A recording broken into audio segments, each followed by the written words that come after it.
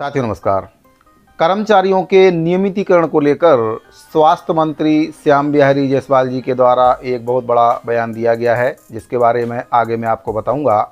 साथियों, आपसे निवेदन है कि अगर आप पहली बार चैनल पर विजिट कर रहे हैं तो चैनल को सब्सक्राइब जरूर कर लें, ताकि आपको कर्मचारियों से संबंधित सभी प्रकार की जो जानकारी है लगातार मिलती रहे। तो साथियों, आपको बताना चाहूँगा कि स्वास्थ्य मंत्री श्याम बिहारी जायसवाल जी के द्वारा स्वास्थ्य कर्मचारियों को स्पेशल तौर पर एनएचएम के जो कर्मचारी हैं उनके संबंध में एक बहुत ही बड़ा बयान दिया गया है कि नियमितीकरण को लेकर बाकी राज्यों का अध्ययन करेगी सरकार। साथ ही इससे पहले स्वास्थ्य मंत्री जी के द्वारा नियमितीकरण को लेकर ही कहा गया था कि जो एनएचएम के संविदा कर्मचारी हैं उनका नियमितीकरण हमारे जो घोषणा पत्र है उसमें शामिल नहीं है। सबसे पहले आप उस वीडियो को देखिए कि क्या कुछ उनके द्वारा कहा गया था। हमारे मैनिफेस्टो में है नियमितीकरण के लिए हमने कोई अपना 2 दिन बाद फिर हम कोई घोषणा पत्र में नियमितीकरण की बात नहीं किए हैं। नियमितीकरण का काम भारत सरकार का है। 27% का जो हम लोगों ने अपने घोषणा पत्र में लिया है उसको पूरा करेगा। तो नियमितीकरण को लेकर स्वास्थ्य मंत्री जी कह रहे हैं कि नियमितीकरण का मुद्दा हमारे घोषणा पत्र में शामिल नहीं है। साथ ही उनके द्वारा 27% की वेतन वृद्धि को लेकर कहा गया है कि जल्द से जल्द 27% की वेतन वृद्धि को दिया जाएगा। लेकिन अब जो बयान स्वास्थ्य मंत्री जी के द्वारा दिया गया है, क्योंकि हो सकता है उस समय स्वास्थ्य मंत्री जी को नियमितीकरण के संबंध में कोई जानकारी ना हो, या भाजपा के द्वारा जो घोषणा पत्र बनाया गया उसके बारे में जानकारी ना हो, क्योंकि भाजपा के घोषणा पत्र में स्पष्ट तौर पर उल्लेख किया गया है कि जो प्रदेश के संविदा कर्मचारी हैं, अनियमित कर्मचारी हैं, उनके नियमितीकरण के लिए 100 दिन के भीतर कमेटी बनाई जाएगी और मार्ग प्रशस्त किया जाएगा। अब स्वास्थ्य मंत्री जी के द्वारा जो जानकारी दी जा रही है कि एनएचएम के संविदा कर्मचारियों का अगर किसी भी राज्य में नियमितीकरण किया गया है तो छत्तीसगढ़ सरकार भारत सरकार से ये निवेदन करेगी कि उनका नियमितीकरण छत्तीसगढ़ में भी किया जाए।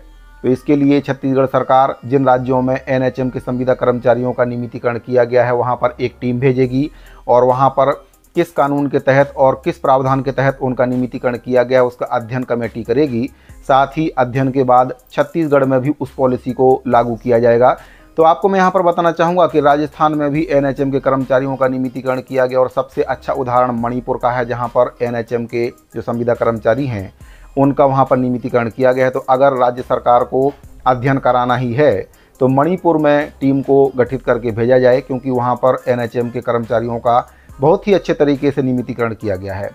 तो अब श्याम बिहारी जायसवाल जी के द्वारा ये बयान दिया जा रहा है कि बाकी राज्यों का अध्ययन करने के बाद प्रदेश के एनएचएम के जो संविदा कर्मचारी हैं उनका नियमितीकरण के लिए भारत सरकार से निवेदन किया जाएगा और जल्दी ही इसके संबंध में निर्णय लिया जाएगा। साथ ही 27% की वेतन वृद्धि को लेकर उनके द्वारा कहा गया है कि मैनिफेस्टो में इसको शामिल किया जाएगा और 27% की जो वेतन वृद्धि है उसका लाभ एनएचएम के जो संविदा कर्मचारी हैं उनको दिया जाएगा।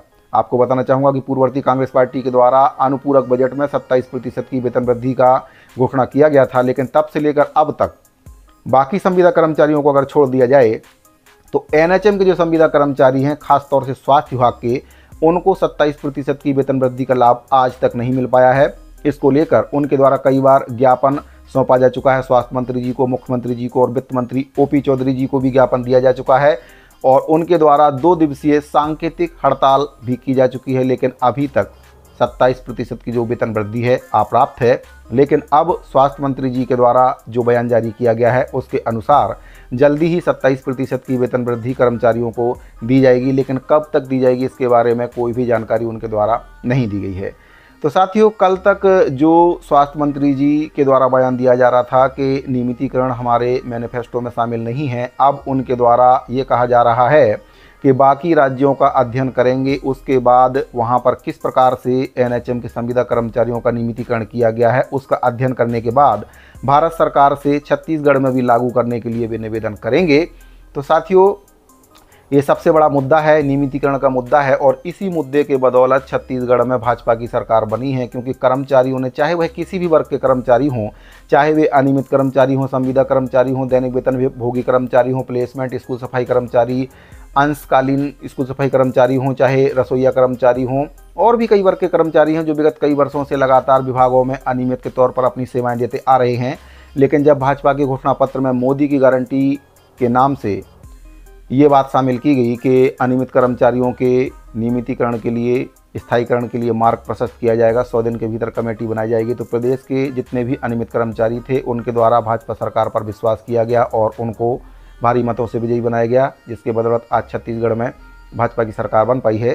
सरकार का भी दायित्व बनता है कि नियम कायदे को देखकर और जो भी संभव बन सकता है, अगर नियमों में कुछ संशोधन भी हो सकता है तो उसको करके प्रदेश के कर्मचारियों को कम से कम नियमितीकरण अगर ना भी हो सके तो स्थायीकरण की जो सौगात है वह कर्मचारियों को दें, ताकि उनका भविष्य सुरक्षित हो सके। क्योंकि बहुत से कर्मचारी इस उम्मीद में हैं कि आज नहीं तो कल उनका नियमितीकरण होगा। बाकी राज्यों में किया जा चुका है तो फिर छत्तीसगढ़ में क्यों नहीं हो सकता है। तो बाकी राज्यों का अध्ययन कराएं। पड़ोसी राज्य मध्य प्रदेश में भी स्थायीकरण किया गया है, हरियाणा में भी किया गया, राजस्थान में भी और मणिपुर में भी नियमितीकरण किया गया, साथ ही उड़ीसा में भी किया गया है।